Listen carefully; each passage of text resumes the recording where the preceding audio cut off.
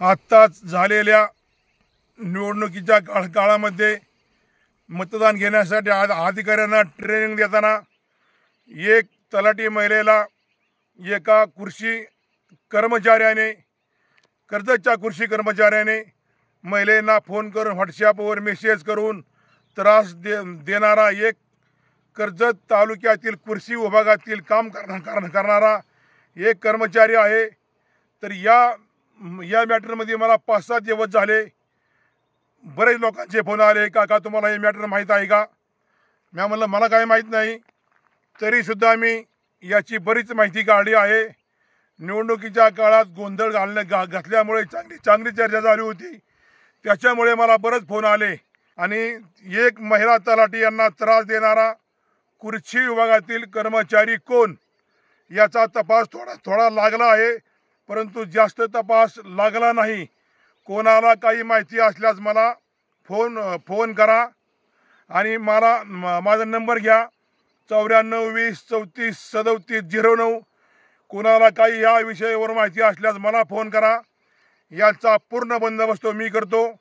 याची निम्मी मला माहिती मी स्वतः काढली आहे। सगळी माहिती मिळाल्यानंतर त्याला मी सुट्टी देणार नाही। असे अधिकारी यांना सस्पेंड केले जाईल।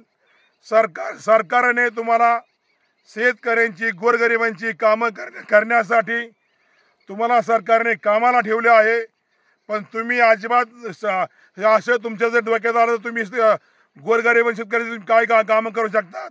त्या महिलांना तलाठी महिलांना कृषी कर्मचाऱ्याने फोन करणे किंवा व्हॉट्सॲपवर काय लिहून टाकणे किंवा तिच्याकडे बघणे किंवा डोळे फळे काय दाखवणे त्या काय असेल ती, हे सगळं चुकीचा कार्यक्रम चालू आहे।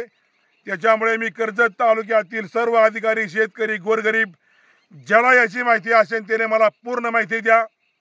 त्याचं नाव 100% गुप्त ठेवलं जाईल आणि जो कृषी कर्मचारी कर्जतचा जो महिलाला त्रास दिला आहे त्याला 100% सस्पेंड केलं जाईल। हे असे अधिकारी कशाला लागतात? असे अधिकारी अजिबात लागत नाहीत।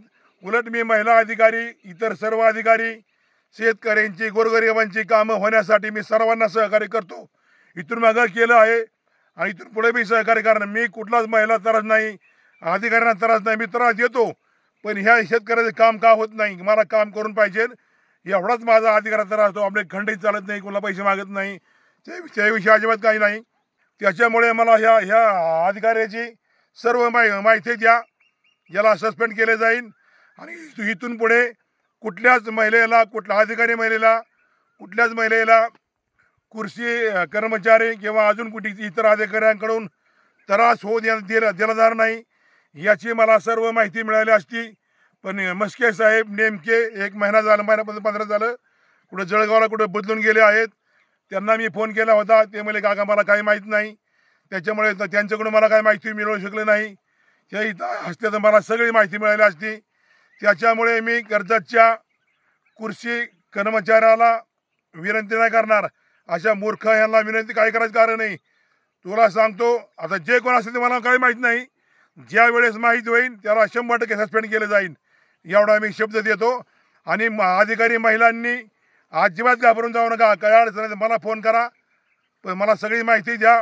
कोणता अधिकारी असतो त्याला सस्पेंड केलं जाईल।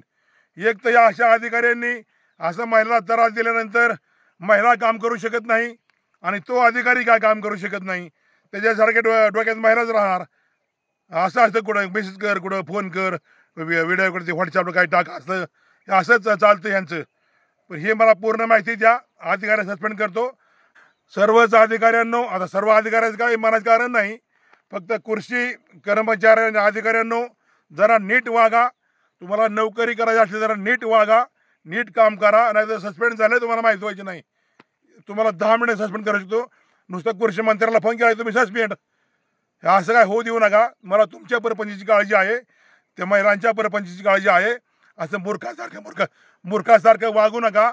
त्याच्यामुळे तुम्हाला विनंती करणार आहे, तुम्हाला सांगतो जय शिवाजी महाराज, सत्यमेव जयते म्हणजे सत्य वागा। सत्यमेव जयते हा शब्द लय भारी असतो, सत्यमेव जयते। जय माता समाज, जय भीम, जय मल्हार, रामकृष्ण हरी, परत सत्यमेव जयते।